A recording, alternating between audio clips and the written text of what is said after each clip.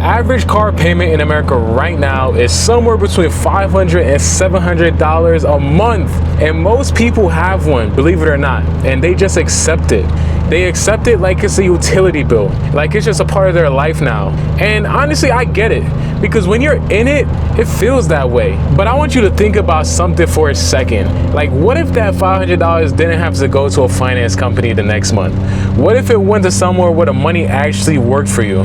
Because if you look at it and you truly redirect the money, even if it's only for just like 12 months, the number you end up with at the end of the year is going to be a lot different than just sending that money away to a bank for a loan payment. And that's what this video is about. So guys, welcome to Zeke Week, where we do these POVs, obviously every other day right now, talking about cars, money, and real life. And let's get right into it. So the first thing that I want to do is I just want to go over the math. Even for those people that are not in a loan, I want this video to be somewhat like of a warning for you financially. You know, we all live in life for the first time, and truly I feel like most people have just never actually sat down and looked at their car payments or their finances as a whole. If you actually look into it and see what your car payment is cost you over time, like not just the payment itself, but what that money could have become if it went somewhere else, it's going to be eye-opening for you. Let's just say a payment is $500 a month, on the lower end of what I just said. That's $6,000 a year. If you just have that money sitting in a savings account, like a high yield savings account, nothing crazy, just a regular high yield savings account with about 4 to 5% interest, that $6,000 becomes $6,250 by the end of the year, just from interest. No crazy investments, no put it in crypto. You literally just have it in a high yield savings account, and you're gaining $250 on your money. Let's say you got a $700 a month payment. That's $8,400 a year. Now we're getting into used car cash territory. Instead of getting this finance car, you could have just got a cash car and it would have just been cut dry. In 1 year of saving up those payments, you could have had just cut yourself a clean car, no payments attached. Like, that's a completely different financial position than what you're in right now. And I'm telling you, like, most people have never actually looked at the number. Like, they see the $500 a month and it feels manageable, but they don't see the $6,000 a year. And that's what these companies want from you. They want you to see the $500 a month. Like, you know what I mean? If you think of the big picture, it's gonna sound more unreasonable. So they want you to think small. They want you to only see the $500 a month that's coming out your check. So before we talk about what to do with the money, I just want you to actually see what you're working with. Like, this is real money. Like, this is not a small amount, and you deserve to keep your money. Like, you shouldn't have to have this trade-off. You deserve to have your money work for you. And after going over this is what I actually want you to do right now. And I'm gonna give you a specific order, because the order that you do this in matters. And guys, the first thing before anything else is you have to build a wall. You have to build a gap between you and a financial emergency. Because believe it or not, emergencies aren't planned. They come out of nowhere. They hit you from the blind side. And what I mean by this, if you don't have at least $1,000 set aside right now in an account that you don't touch, that's the first place you're gonna want that car payment money to go to. Not investment, not paying off debt, nothing else. That $1,000 in a separate account that exists for one sole reason. And that's if something goes wrong, and honestly, more than likely something will go wrong. And when that happens, you're not gonna have to spiral, you're not gonna have to go scrapping or begging people or taking out more loans to save yourself. You have yourself a safety net. Because here's what happens when you don't have that wall. Let's say your car needs a repair, or your hours get cut, or something breaks in your apartment, and because you have nothing at all saved, you got to put it on your credit card. Now you have credit card debt on top of everything else. And that $500 car payment that was already tight, now you have a credit card minimum payment sitting right next to it. Like, you see what I'm saying? Now you're further behind than you were before. Although it might be small, that $1,000 wall stops that cycle.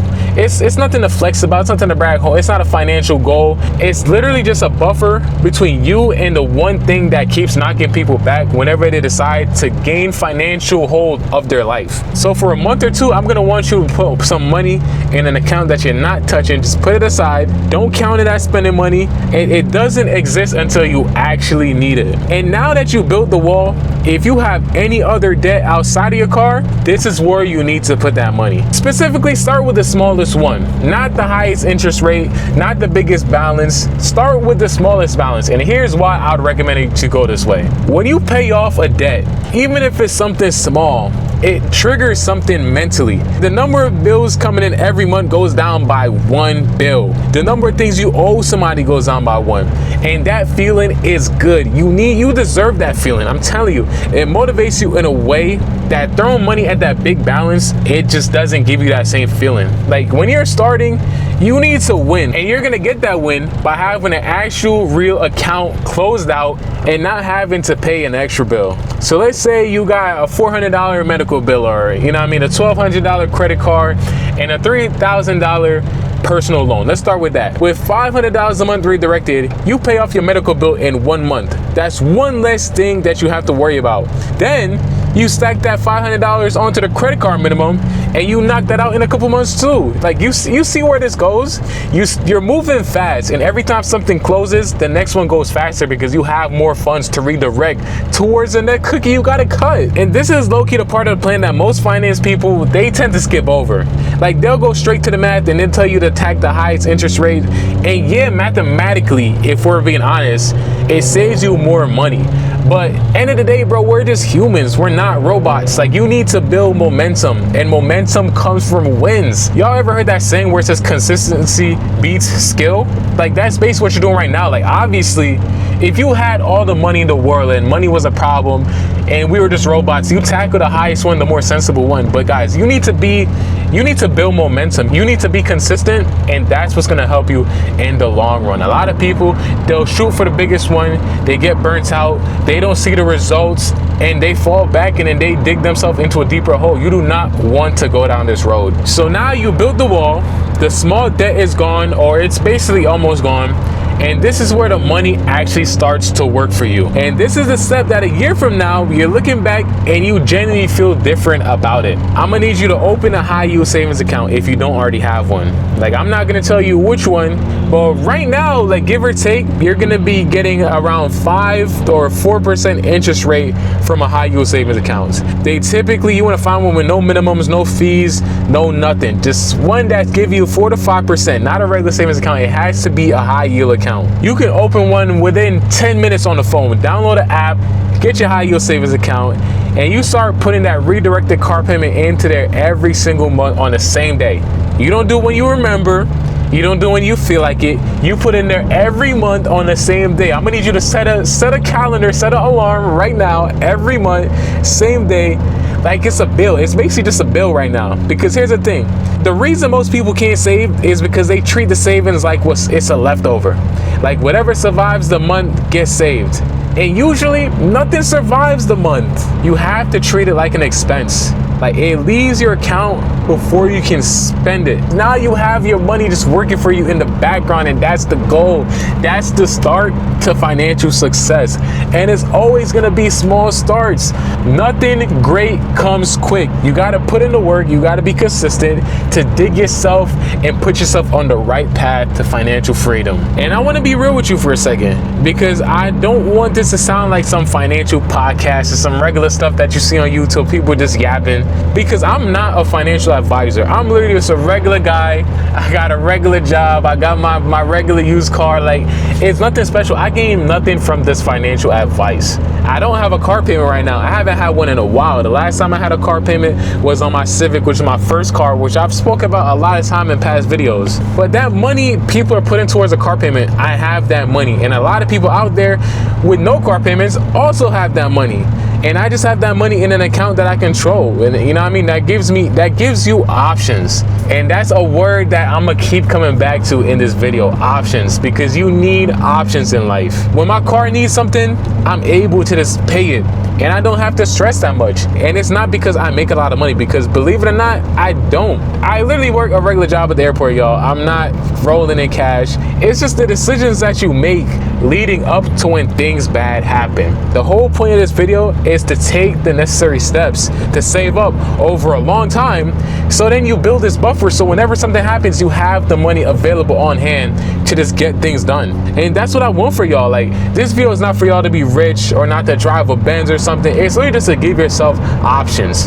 You know what I mean? The ability to handle your life without panicking every time something costs money. And look, I know everybody watching this can't just get rid of their car payment tomorrow. Like, I know some of y'all are locked in. The loan is there, the payment is due. If you don't pay, your car is gonna get repossessed. I get that.